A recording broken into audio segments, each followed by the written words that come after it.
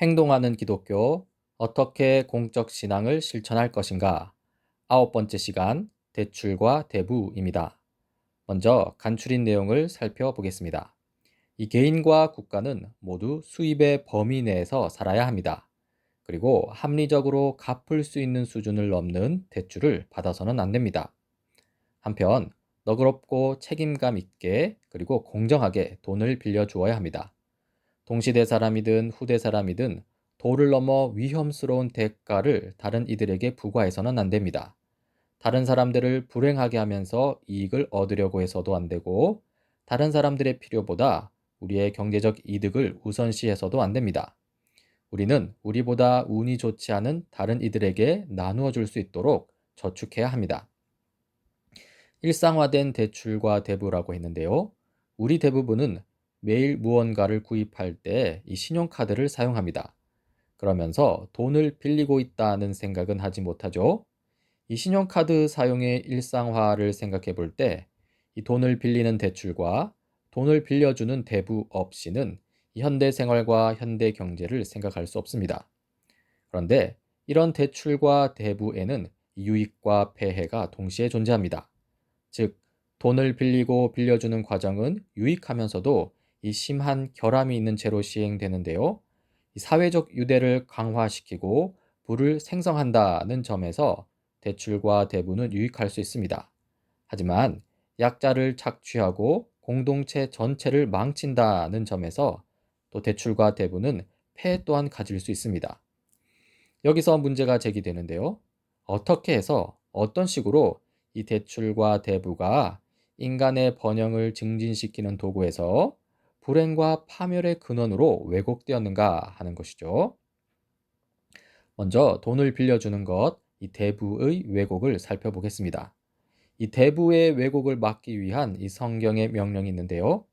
당신들은 동족에게 구워 주었거든 이자는 받지 마십시오.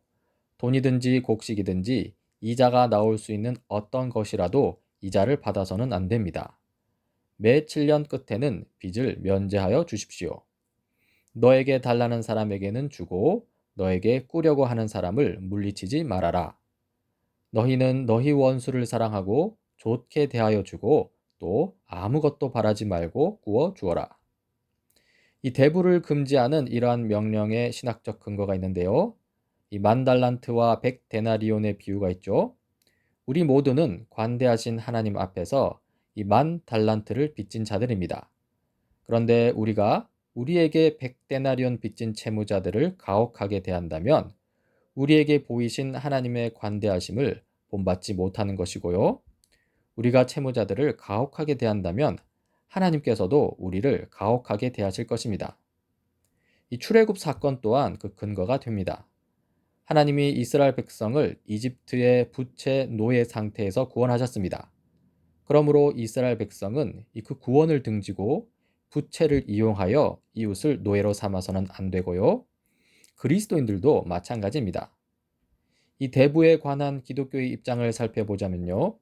이 돈을 빌려주는 일이 돈을 빌리는 사람이나 공동체 전체의 번영은 무시하고 이 돈 빌려주는 개인이나 특정 공동체의 이익만을 목표로 할 때, 특히 빌려주는 자들이 가난한 자들을 착취할 때 이 대부와 대출은 왜곡됩니다. 따라서 돈을 빌리는 사람이나 공동체가 이 피해를 입을 가능성이 있는 식으로 그런 식으로 돈을 빌려주어서는 안 됩니다. 왜곡된 대부로 인한 피해를 좀 살펴보자면요. 첫 번째로 빚이 채무자의 삶을 더욱더 빈곤하게 만든다는 것입니다. 너무 쉽게 빌린 돈 때문에 어떤 사람은 빚을 갚기 위해 추운 날씨에 난방기를 꺼야 합니다. 비참한 상태에 처한 것이죠. 어떤 가난한 나라는 채권 때문에 교육과 연금과 기본적 공공기반 시설을 위한 기금을 조성하지 못합니다. 나라로서 역할을 못하게 되는 것이죠. 두 번째로 빚으로 인해 채무자가 자신의 삶을 잘 이끄는 일이 어려워진다는 것입니다. 어떤 사람은 너무나 쉽게 빌린 돈, 곧 섣불리 낸 빚을 갚으려고 무리하게 일을 한 까닭에 몸과 마음이 지쳐서 따뜻해야 할 가정에서 자기 자녀들에게 무자비해집니다. 어떤 사람은 수입을 더 올릴 가능성이 보이면 이 너무나도 쉽게 돈을 빌려주는 탓에 과도한 빚을 내서 투자하는 등 원칙을 무시하고 덤벼듭니다. 어떤 사람은 안락과 사회적 위신을 위해서 실제 형편보다 더 큰 집과 멋진 차를 사고 성형수술을 하는 등 이 너무나도 쉽게 돈을 빌려주는 탓에 이 불필요한 빚을 냅니다. 이렇게 되면 삶이 엉망이 되는 것이죠. 너무 쉽게 돈을 빌려주어서 이 대출자가 삶을 잘 이끌지 못하게 되었다고 해서 이 대출자의 책임을 부인하는 것은 아닙니다. 다만 돈을 빌리는 사람의 책임만을 이야기하는 현실 속에서 돈을 빌려주는 사람의 책임에 대해서도 이야기할 수 있어야 한다는 것입니다. 모두가 책임을 감당해야 합니다. 이 서로 모두가 책임지는 것과 관련하여서 이 돈을 빌려주는 사람이 기억해야 할 예수님의 말씀이 있습니다. 나를 믿는 이 작은 사람 가운데서 하나라도 걸려 넘어지게 하는 사람은 누구라도 차라리 그 목에 큰 맷돌을 달고 깊은 바다에 빠지는 편이 낫다. 사람을 걸려 넘어지게 하는 일 때문에 세상에는 화가 있다. 걸려 넘어지게 하는 일이 없을 수는 없으나 걸려 넘어지게 하는 일을 일으키는 그 사람에게는 화가 있다.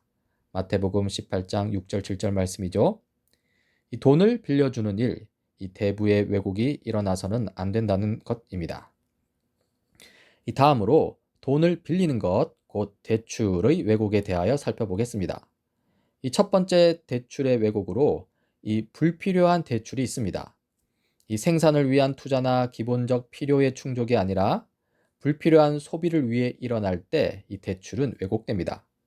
가령 35만 원짜리 표준형 애플워치를 사기보다는 이 1000만 원짜리 순금으로 된 애플워치를 획득하기 위해 돈을 빌릴 경우 이 대출은 왜곡됩니다. 즉, 우리의 부와 중요성을 과시하는 데 도움이 되는 물품들을 구매하며 이 빚의 늪에 빠지는 식으로 소비를 한다면 대출은 왜곡됩니다. 특히 이러한 대출은 사회적으로 우월하다는 이 거치례를 위한 이 기만적 수단이 된다는 점에서 왜곡된 대출이고요. 또 우리 이웃에게도 그렇게 하라고 충동하고 자극하는 수단이 됨으로써 더욱더 문제를 일으킵니다. 이 두 번째 왜곡으로 과도한 대출이 있습니다. 즉, 갚을 수 있는 수준 이상으로 빌릴 때도 대출의 왜곡이 일어납니다. 이 개인의 경우 과도한 대출로 인해 이 부정직함이 습관이 되어버릴 수 있습니다. 어떤 사람은 다른 사람 앞에서나 또는 종종 자기 자신에게 이 대금 결제일에 돈을 다 지불할 수 있는 척 합니다. 하지만 결국 갚지 못하게 되는데요. 때때로 이것은 절도나 사기와 다를 바가 없는 것이 됩니다. 이 국가의 경우 과도한 대출로 인해 후대를 희생시킬 수 있습니다. 국가가 과도한 대출을 한다면 이 현재의 안락이라는 우상을 위해 우리 자녀들과 손주들의 복지를 희생시키는 셈입니다. 결국 그들이 우리의 빚을 갚아야 하기 때문이죠. 이렇게 왜곡된 대출의 폐해는요, 즉 불필요한 대출과 과도한 대출을 하게 되면요, 관대한 삶을 살지 못하게 됩니다. 비생산적 채무가 누적되거나 갚을 수 있는 수준 이상으로 돈을 빌리게 되면요, 그 많은 돈을 갚는 데 매여서 하나님이 우리에게 명하신 이 재화의 풍부한 순환에 참여할 자유를 잃게 됩니다. 비참한 삶을 살게 되는 것이죠.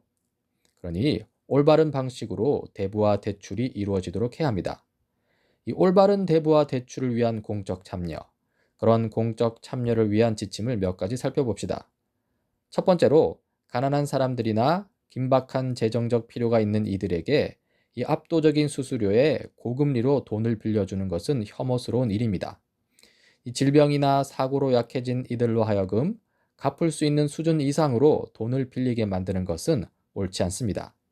이 사람들의 기본적 필요를 충족시키는 문제라면 이 빌려주기보다는 나누어 주어야 할 것입니다. 이 기본적 필요라는 것은 인간으로서 가지는 이 최소한의 권리라는 것이죠. 두 번째로 감당할 수 없는 채무 부담을 지인 이 저소득 국가들과 개인들을 위한 채무 탕감을 진지하게 고려해야 합니다. 빚이 채무자에게 과도한 피해를 입히게 된다면 그 대출 조건을 다시 논의해야 합니다. 가난한 이들을 보살피고 인류 번영을 증진시키라는 명령을 따르려면 어떤 경우에는 이 돈을 빌려준 이들이 그 돈 돌려받기를 단념해야 할 수 있습니다. 세 번째로 차후 흑자에 대한 현실적 가능성이 없는데도 이 국가 부채를 늘리는 것은 무책임한 것입니다.